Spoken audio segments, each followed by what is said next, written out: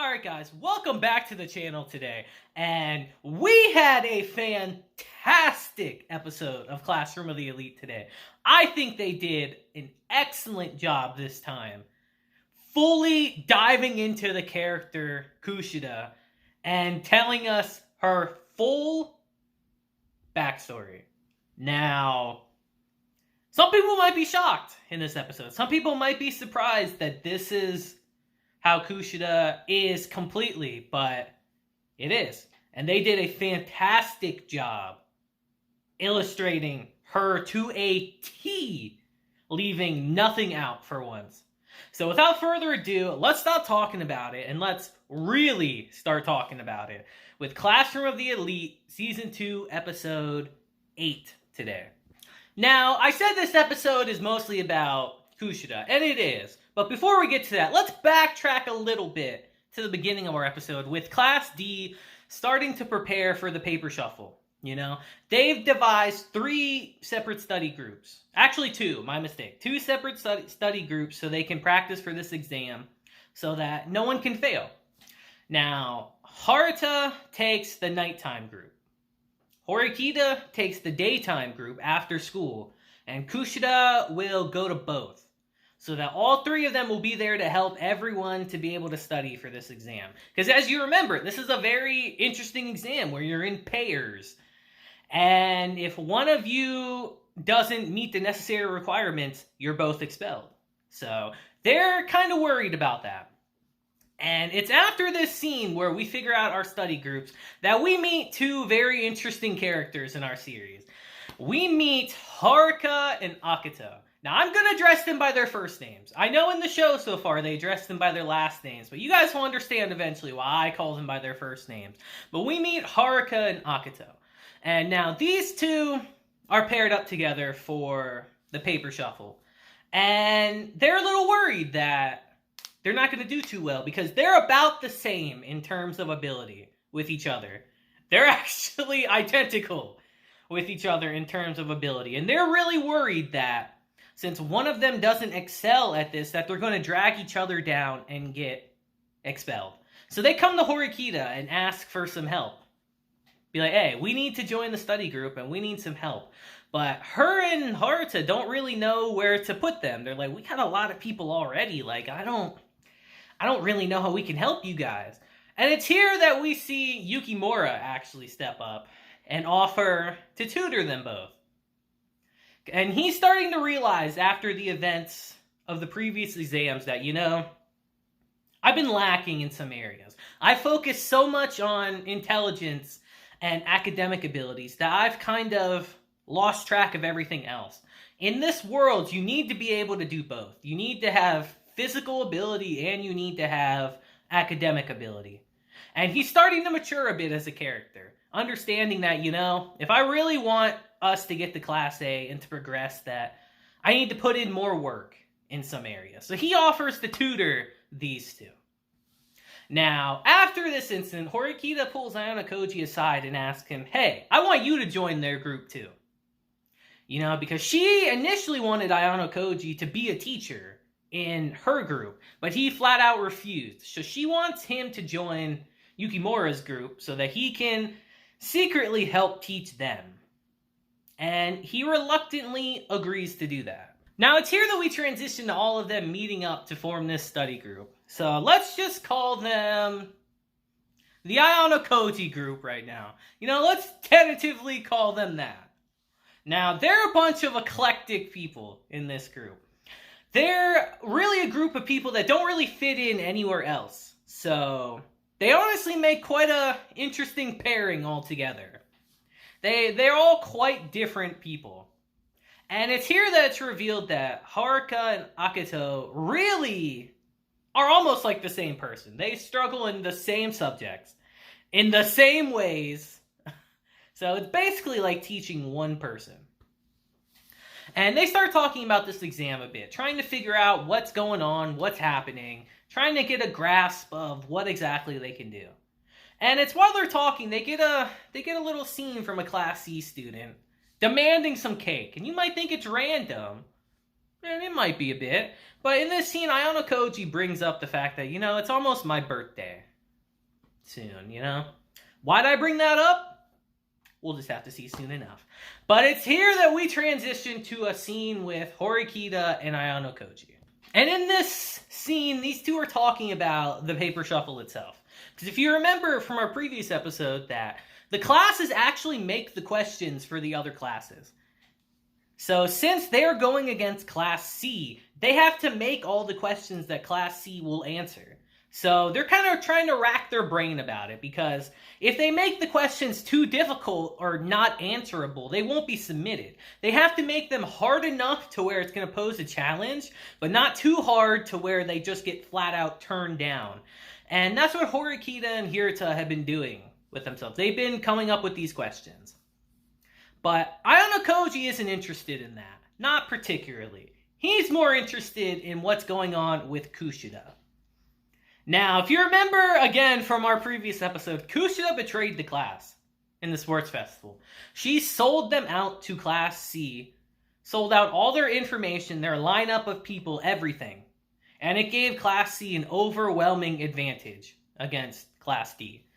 And now, because of that, Horikita has purposely excluded Kushida's help in making the questions. She doesn't even know what the questions are.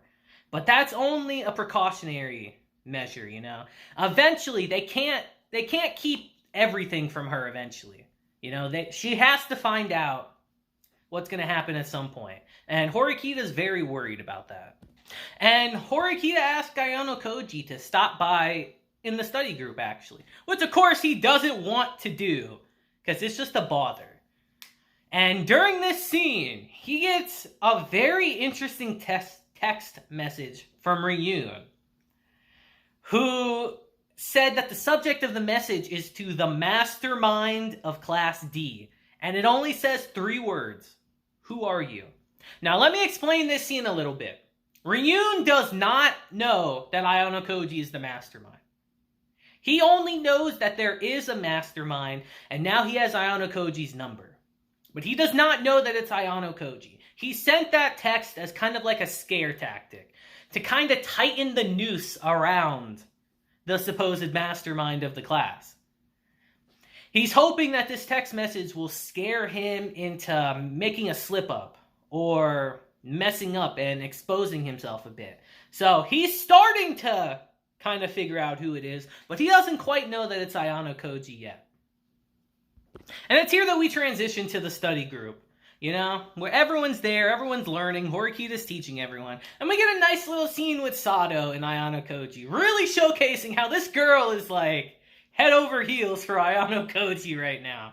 She is smitten, to say the least.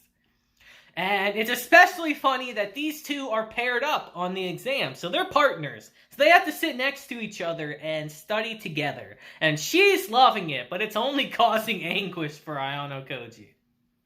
So we get through the little study session, you know. She goes her own way. Everyone else goes their own way. But Ayanokoji hangs back and talks with Horikita. Now, once everyone's gone, Ayanokoji flat out asks her, like, what's your plan to deal with Kushida? Because Kushida is the only threat in this exam, because she's a traitor. They can't trust her at all. So he just flat out asks her, what are you going to do about her? And Horikita starts explaining that, you know, I put a lot of thought into it. And, you know, Kushida probably would have had a completely normal life. She could have come to this school and been relied upon by everyone, not having anyone know who she really is. And because I'm here, that kind of throws a wrench in her plans. I don't blame myself, of course, but I feel like it's up to me to do something about it and to solve this situation. And that's exactly what we try to do in the scene that we're transitioning to now, where Horikita actually meets up with Kushida. And she flat out says, like, all right, I know we were in the same middle school together, and the same class even, and I know because of that, you can't rest easy at this school. You want me gone no matter what, because I know about the incident that happened. At least I've heard rumors. And Kushida says, well, I have no way of confirming whether you know what happened or not. You could be lying to me. She says, that's very true. So she makes a wager with Kushida right here. saying how on this exam, the paper shuffle, if Horikita scores higher than Kushida, then Kushida has to stop spying on the class and being a traitor and giving information to people and stay out of Horikita's way. But if Kushida scores better, then Horikita has to leave the school voluntarily. Now, Kushida doesn't exactly think this is fair because Horikita's always scored better than her in every subject. So she's like, well, how is this even fair, Horikita? So Horikita says, all right, how about we don't do overall scores? We just do one subject. And I'll even let you pick the subject. And this piques Kushida's interest. She's like, but how do I know that you're telling the truth here? Because a verbal agreement is very thin, you know? And Horikita reveals that I have a third party here to witness the event. And she brings in her brother, who is the student council president right now. Or the former actual student council president in this instance. And he overhears their conversation. And Kushida's taken aback, like, your brother's here? They're not on good terms yet still, but he agreed to come and be a mediator in this case. And Kushida, with him here and his word that if anyone goes back on their word, there will be repercussions, decides to accept the deal. And it's all good. Now we're in a situation where Horikita will be expelled if she doesn't beat Kushida in this exam. And as they agree upon that and her brother leaves, Kushida says, well, why don't you give my regards to Ayanokoji? And Horikita's like, what do you mean? And Kushida's like, you know, Horikita, I'm not as dumb as I may look. I know Ayanokoji's been listening in on your phone this entire time, which he absolutely is. He was listening into their entire conversation. Kushida says, why don't you come on out, Ayanokoji? Why don't you come meet with us yourself? And they all meet up. And it's here that we really get into the crux of our episode, the real meat and potatoes. Because when they all meet up, Kushida proposes a little bit of an alteration to their deal. How, if she beats Horikita, she wants Ayanokoji to be expelled too. And of course Horikita's against that. Like, what are you doing? No, this is just between both of us. Ayanokoji's like, you know what? Alright, I'll take that deal. I believe in Horikita. She'll win. And Horikita's like, yo, what are you doing, dude? But Ayanokoji has a stipulation of his own in this situation. He's like, alright, I'll take this deal. But I want to know about your past. I want to know exactly what this incident you keep referring to is. And I want to know everything. And it makes sense. It's like, you want me expelled even though I don't know this information. So if you tell me this information, it really makes no difference at all right here. So Kushida starts explaining about this incident in her past. And we get her full backstory in this scene. Now, the story begins with Kushida saying, you know that feeling of when you feel like you're really special about something, how you just feel elated, how you're the best at something, and everyone tells you that, and that feeling is just pure bliss. That's how I love. That's my favorite feeling. You could say I crave that feeling more than anyone else. And let me just say, Kushida is a narcissist through and through. And she starts explaining that, all throughout my elementary school years, my younger years, and even somehow through middle school, I was the top of everything. I was the top at grades. I was the top at sports. I was the top dog. Everyone would always compliment me saying, you're so adorable. You're so smart. You're so great. And how that feeling would just completely elate her, make her feel like she was the best at everything, how she craved that feeling.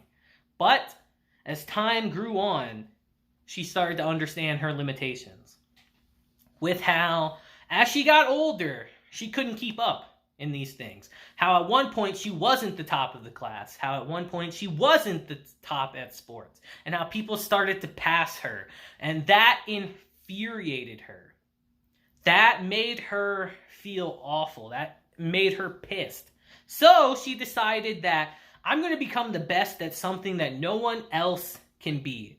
So she decided that I'm going to help people. I'm going to be the person that people turn to when they need someone to talk to, when they need a friend. I'm going to become that person for everyone, and everyone's going to love me for it. And it worked. It works. Kushida becomes the person that everyone relies on, like the central figure of her class, where everyone loves her, everyone turns to her, and she's the most popular person around. And that is euphoric for her. That is the best feeling ever. But at the same time, that's incredibly tough. You're shouldering everyone's burdens on top of your own.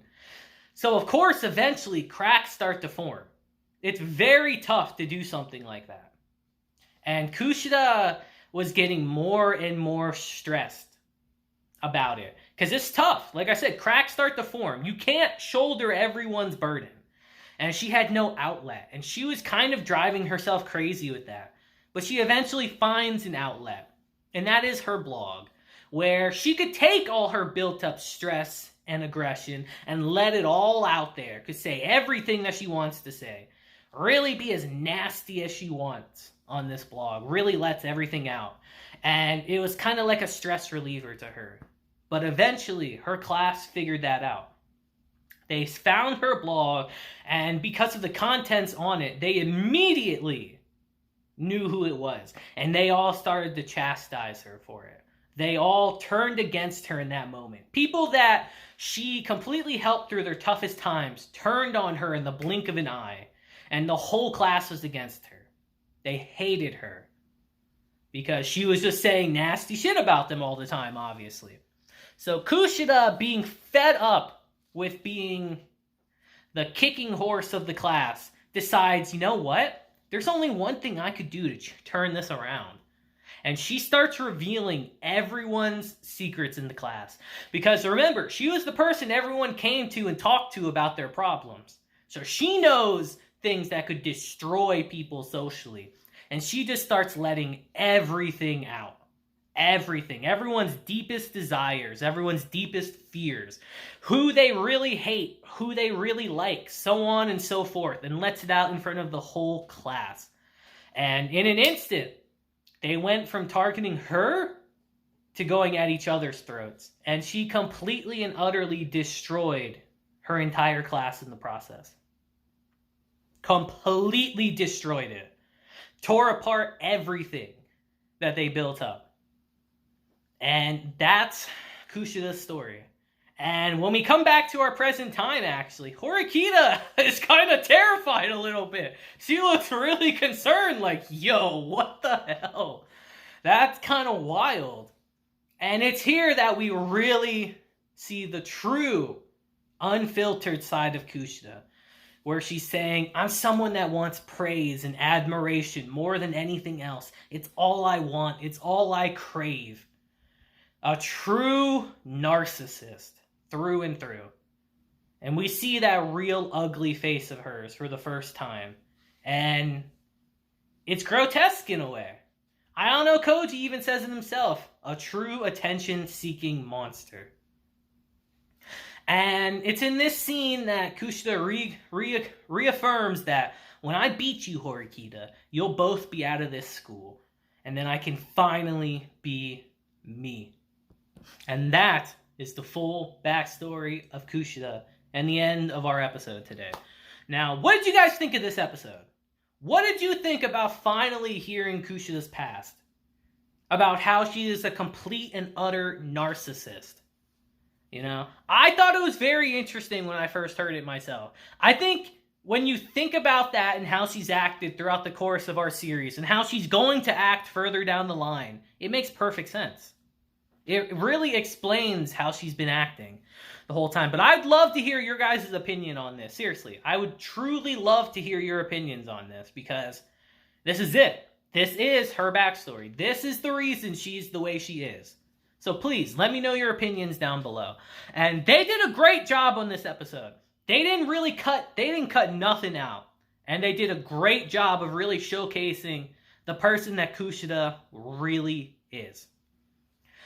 Now, the rest of our season is going to be just as good, guys. So look forward to that. But that'll be it for today's episode, you know? So I hope you guys have a great day, week, month, and year. And until next time, deuces, have a blessed day, and don't be like Kushida.